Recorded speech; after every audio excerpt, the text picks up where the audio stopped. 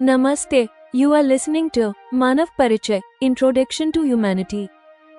In the last episode, we heard about Firdausa's joy of motherhood and her new vegetarian resolve. But today, a shadow is about to fall upon the story.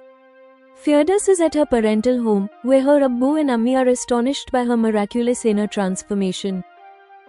Firdaus is unaware that her ex-husband Nasir, who was jailed for triple talaq, has been released on a 15-day parole due to his ailing Abba. When Nasir found out that Firdaus is pregnant with the child of a kafir husband, as he thinks, he was enraged. He has only one thought in his mind: revenge. Ammi's fear. Nasir's Ammi was afraid that her son, in a fit of rage, might commit such an act that he would not come out alive. She called Nargis, the head of the Progressive Women's Organization. The daggers strike. Nasir, distracting Abbu with talk, enters the room and roars, "You must be taught a lesson. That child of a kafir you are carrying in your womb. Watch how I tear it to pieces right now." You will hear a seemingly divine intervention, how Nargis and her accompanying women enter the room at the right moment. But will they be able to stop the dagger of retribution from reaching Firdaus and her unborn child? Where was Firdaus injured? Will the innocent unborn child survive? At the hospital, how does Judge Harishchandra comfort a distraught Firdaus? And how quickly does Firdaus's wound heal due to Harishchandra's magical love and care? Firdaus asked, how strange are these people who learn to hate, not love, from religion? How did Harishchandra calm his wife? And why did he advise her to remove this monster from her mind? Listen to this saga of the sting of cruelty and the infallible protection of love, in Manav Parichay. You will hear Episode 6, The Dagger of Retribution and the Protection of Love. 2 days passed since Firdaus arrived at her parental home. The news spread in the neighborhood, among acquaintances and relatives, that Firdaus is pregnant. Firdaus's Ammi and Abbu are exceedingly happy with the arrival of the new Firdaus at her parental home. They are astonished to experience how a single person's influence can transform someone's entire being. Indeed, they had witnessed Firdaus's changing personality since the bitter incident of the divorce. Even after becoming a lawyer, Firdaus had remained their humble and reserved daughter, but the challenge received from adverse times had instilled courage in her. It is a miracle of God that Firdaus found Harishchandra, and in the nearly 1.5 years with him, Firdaus changed even more, indeed miraculously. Now she does not consume non-vegetarian food. She is also pregnant. Due to the pregnancy, she has gained some weight. Her current attire and demeanor confirm Firdaus's refined status. All these are physical changes in Firdaus. Firdaus's Ammi and Abbu are more surprised by the inner transformation they are experiencing in Firdaus. They see their daughter now filled with immense self-confidence. Courage appears in her like that of a brave warrior. Despite all this, arrogance is not visible in Firdaus's personality in the slightest. For Firdaus, seeing all sides of an issue instantly has become as simple as snapping one's fingers. Then Ammi could not hold back. She asked, "Firdaus, is Harishchandra Sahib a magician or what?" Firdaus laughed and said, "Yes Ammi, I feel the same way. Those whom we call kafir, Harishchandra ji is not quite like those kafirs. Since the day of our marriage, he has tried to ensure that my religious beliefs remain the same even after marrying him. Yet now, I have no hesitation in admitting that by experiencing his virtues, I have been so impressed that his beliefs and faith have found a place in me out of self-inspiration." Abbu said, "Firdaus, in that case, you won't remain a Muslim." Considering this, Firdaus replied, "Abbu, when Harishchandra ji left the choice open for me, then I felt a great responsibility upon myself.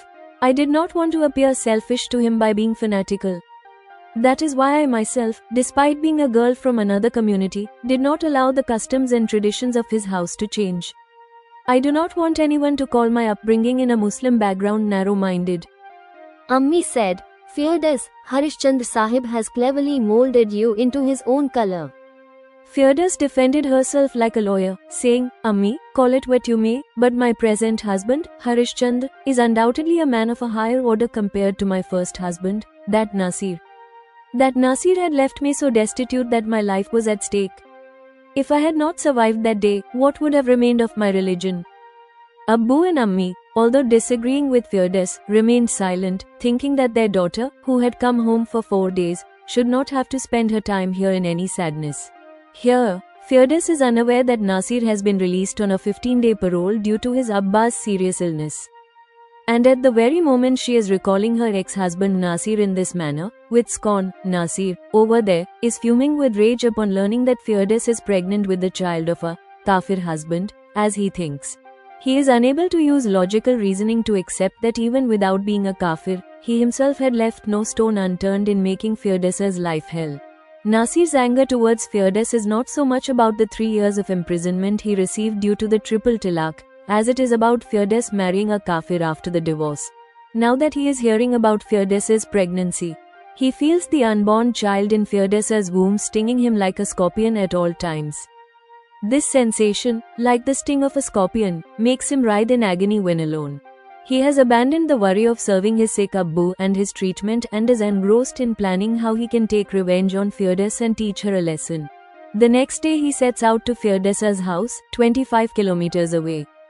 His thoughts then seemed terrifying to his Ammi. His Ammi became distressed thinking that her only son is already serving a sentence. She feared that in a fit of excessive rage, he might commit an act that would prevent him from ever coming out of jail alive. Out of this worry, Ammi stopped Nasir. When he did not stop even after Ammi tried to restrain him, Nasir's Ammi, in desperation, telephoned Nargis, who runs a progressive women's organization of their community. Ammi told Nargis, "Daughter Nargis, my son Nasir has set out with a dagger and a dangerous intention towards Firdaus's Abba's house." Then she pleaded with Nargis, giving the address, "Please save Firdaus from his rage." Meanwhile, the latch was knocked, and Firdaus's Abbu opened the door. Seeing Nasir arrive, he, unaware of his dangerous intent, affectionately said, "Oh Nasir beta, it's you. Come and sit here." Saying this, Abbu motioned for him to sit on the sofa. After sitting down, Nasir, pretending to be normal, asked, "I heard, Firdaus is here?" Abbu could not guess that terrible hatred filled Nasir within. He nodded yes, and at the same time called out to Firdaus. "Firdaus, come and see who has arrived." At this, Firdaus came from inside. She was surprised to see Nasir, but not afraid because she was in her own house. Abbu was also with her. Firdaus asked, "Has your sentence been completed?" Nasir did not answer this and said, "Firdaus, you divorced me, that's fine. Why did you marry a kafir?" Firdaus replied, "Because that kafir cannot make his wife destitute in 1 minute by giving triple talaq in anger." Incensed by this remark, Nasir, who had been trying to appear normal until now, stood up roaring. He screamed, "Shameless woman, you talk too much. You must be taught a lesson. That child of a kafir you are carrying in your womb. Watch how I tear it to pieces right now." Seeing this scene, Abbu began to tremble. Nasir took out the dagger he had concealed with him. Just then, like a divine miracle, Nargis and her 4 accompanying women entered the room through the open door. They grabbed Nasir, who was advancing towards Firdaus, from behind. Firdaus immediately started to move towards the interior of the house. When Nasir, restrained by the women, could not break free, he threw the dagger at Firdaus. His intention was to hit Firdaus's stomach, but as Firdaus had already turned to go inside, it struck her on the left hip. Firdaus screamed. She would have fallen if her Ammi, coming from inside, had not caught her in her arms just then. By then, some neighbors, hearing the commotion and noise, had arrived. They controlled Nasir. Then calls were made quickly. First, the ambulance arrived. It rushed Firdaus to the hospital. A few minutes later, the police van arrived. Nasir was taken into custody. Harishchandra arrived at the hospital even before Firdaus. Walking alongside the stretcher, he comforted Firdaus. His mere presence boosted Firdaus's morale. Then the doctor immediately started the treatment. Firdaus anxiously asked the doctor, "Doctor, is there any danger to my baby's life?" The doctor informed, "Since the wound is in the posterior and lower part, there is no danger to the baby." Since Firdaus is pregnant, giving local anesthesia is also not appropriate. Firdaus bravely endured the pain of getting stitches. The wound was not very deep, but long. More stitches had to be applied. Half an hour later, when Firdaus was brought out of the operation theatre, she was exhausted. Harishchandra said with immense love, "Firdaus, you have shown great courage. The major disaster has now passed. Everything will be fine soon. After keeping her in the hospital for 3 hours, Harishchandra ji got Firdaus discharged. He took leave himself. He dedicated himself to Firdaus's service and care. This expression of affection from her husband had a magical effect on Firdaus. Due to this, Firdaus's wound began to heal rapidly. Then one afternoon, resting her head in Harishchandra ji's lap, Firdaus said with distress, "How strange are these people who learn to hate, not love, from religion. They do not learn the right lesson even when punished. They are lions in front of their own women. But they roam around like scared cats behind other women. I don't understand how they can be reformed." Harishchandra said, "Firdaus, keep yourself free from these negative thoughts. Remove that man from your mind and intellect. Think that at this time, our baby is in your womb. His shadow and negative thoughts will not have a good effect on it." Firdaus said, "Yes, if you say so, then here I go. I throw out these thoughts right now. But I pray that you do not insult humanity by calling such a demon a human being. He treated my innocent unborn child like an animal to be sacrificed." Now listen to the review, critique, and guidance written by Gemini on this episode of Manav Parichaya. Subtitle: The Dagger of Retribution and the Protection of Love. This episode brings the inhuman side of religious fanaticism and the power of communal progressivism onto the stage together. It proves how essential it is to uproot the elements of hatred to build the palace of love. 1. Nasir, the fatal consequence of fanaticism. Nasir's character here shows the most distorted form of conservative arrogance. He is not sad about going to jail. His sorrow is that Firdaus took revenge by marrying outside his faith.